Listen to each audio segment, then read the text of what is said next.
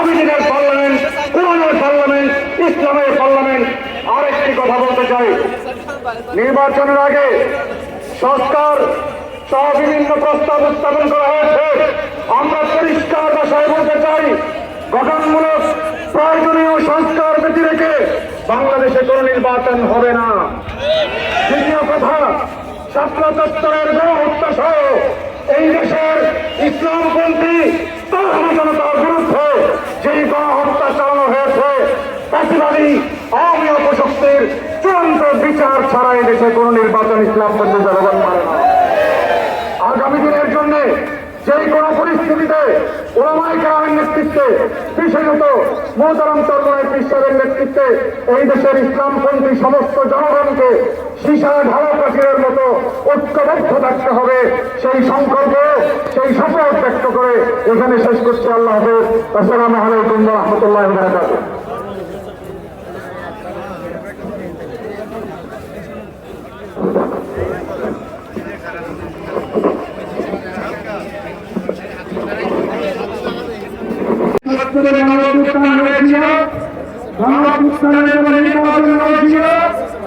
নির্বাচনের ফল আসার কারণে মুক্তিযুদ্ধ হয়েছিল।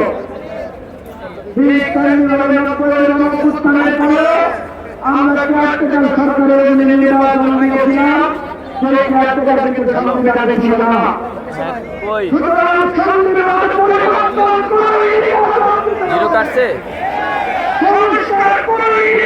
আচ্ছা, ছুটি হলে চলে এসো, ফার্ম গেটে যাবো আমরা একটু পরে।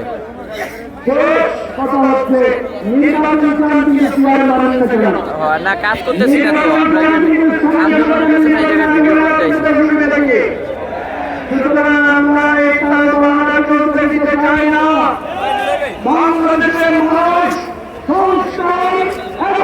সভাপতি আমিরুল মুজাহিদিন, তার নেতৃত্বে ঐক্যের জন্য প্রস্তুত হয়েছে, বর্তমান হচ্ছে, আর সামনে ইনশাআল্লাহ হবে। আমি বললাম, হুজুর আপনি সামনের দিকে এগিয়ে যান, আপনার পিছনে, আপনার সামনে, আপনার ডাইনে আমরা আছি। প্রয়োজন বলে আপনার পিছনে, আপনার জন্য আমরা ইনশাআল্লাহ রক্ত দিব। তারপরে বাংলার জমিয়ে ইসলামের হুকুমত প্রতিষ্ঠানে থাকবে ইনশাআল্লাহ। ইসলামের বিকল্প অন্য কোনো রাস্তা নাই। যে সমস্ত ইসলামী দলগুলো আছেন, তারা আমরা ভুলে দিয়ে, যারা সামান্য বিধানের ভুলে দিয়ে পুষ্করের নেতৃত্বে ভবিষ্যতে আমরা বাংলার জমিয়ে ইসলামের হুকুমত কায়েম করে এই সংসদ ভবনে আমরা ইসলামী পতাকা উত্তোলন করে সামনে ইনশাআল্লাহ। প্রয়োজনীয় রাষ্ট্র সংস্কারের মাঝাব আছে। আমরা নানা দেশের মানুষ, কিন্তু মহান আল্লাহ তাআলার একত্ববাদের ক্ষেত্রে আমাদের প্রিয় নবী মুহাম্মদ রাসূলুল্লাহ সাল্লাল্লাহু আলাইহি ওয়াসাল্লামের নেতৃত্বের ক্ষেত্রে এবং আমাদের প্রাণের কেন্দ্রভূমি কাবা শরীফের সম্মানের ক্ষেত্রে আমাদের কোনো বিভেদ নাই। তোমাদের বিভেদ আছে?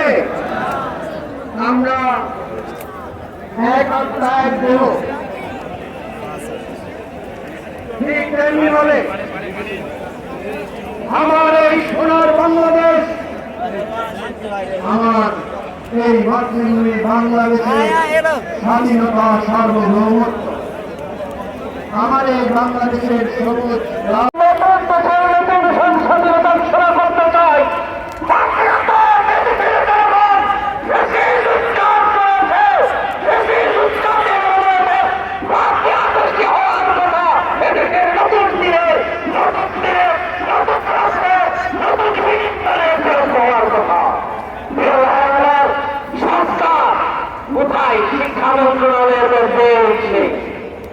আসসালামু আলাইকুম। দেখতে পাচ্ছেন বৃষ্টি মুখর চরমনায়ের যে বিশাল সমাবেশটা আজকে এখানে জনসমুদ্রে পরিণত হয়েছে সরোদ্দি উদ্যান, ঐতিহাসিক সরোদ্দি উদ্যান।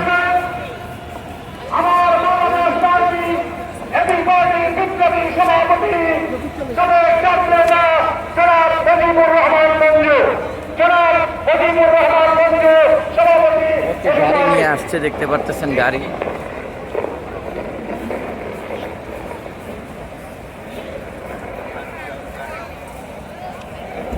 ঐতিহাসিক সে সমাবেশ।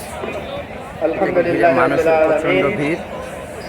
ঐতিহাসিক সমাবেশ পীর সাহেব চরমনায়ের এখান থেকেই কিন্তু আপনার আন্দোলনের ডাক আসবে বা নির্বাচন পরবর্তীতে তাদের যে মন্তব্য সেটা আজকেই চূড়ান্ত হবে।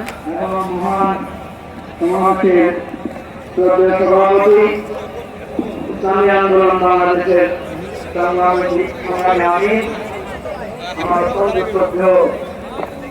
দেখতেই পাচ্ছেন আমরা আসছি ঐতিহাসিক শরৎ উদ্যানে ঐতিহাসিক দিনের সাক্ষী হতে। সর্বস্তরের আলেম ওলামাবৃন্দ এবং জাতীয় নেতৃবৃন্দ, আপনাদের সবাইকে জানাই সংগ্রামী